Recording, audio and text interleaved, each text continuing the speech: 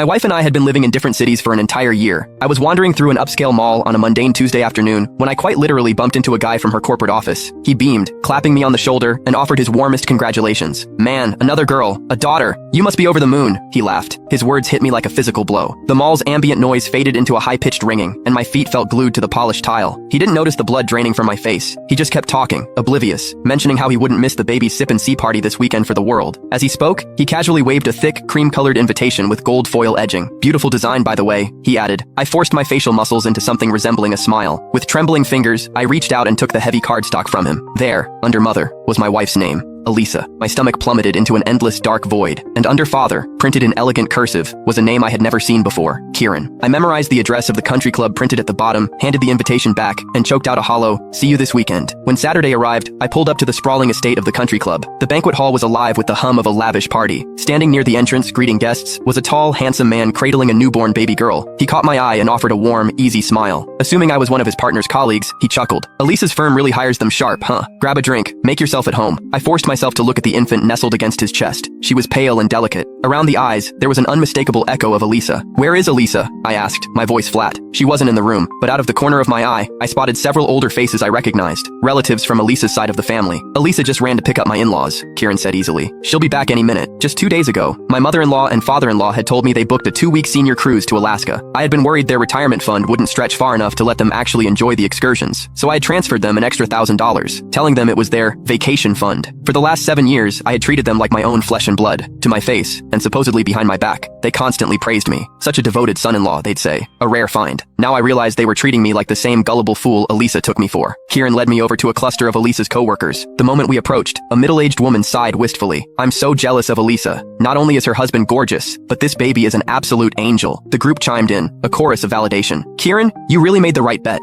When you quit your job to be a stay-at-home dad, I was a little worried for you. It's been, what, 6 years? And you and Elisa are just as obsessed with each other as day one. Now you have this beautiful little proof of it. So happy for you." I had been married to Elisa for 7 years. She had been having an affair with Kieran for over 6. For 7 years, I believed we had the perfect modern marriage. She never lost her temper with me. She told me her take-home pay was around $3,000 a month, and she kept only a small allowance for her coffees and lunches, transferring the rest to our joint account. Every year, she insisted on putting her annual bonus into treasury bonds and mutual funds for our family's future. I had built up quite a nest egg for us, or so I thought. A year ago, she sat me down and pitched a relocation. A corporate assignment in Chicago, she said, that would bump her salary significantly. I agreed. "Elisa is a powerhouse," another coworker was gushing. "Top sales rep every year. Her base salary alone is crazy, and she's pulling in commissions hand over fist. Makes a killing and still treats her husband like a king. Women like that are 1 in a million." The salary she had been transferring to our joint account? That was just her base pay. All her massive commission checks had been funding this alternate life.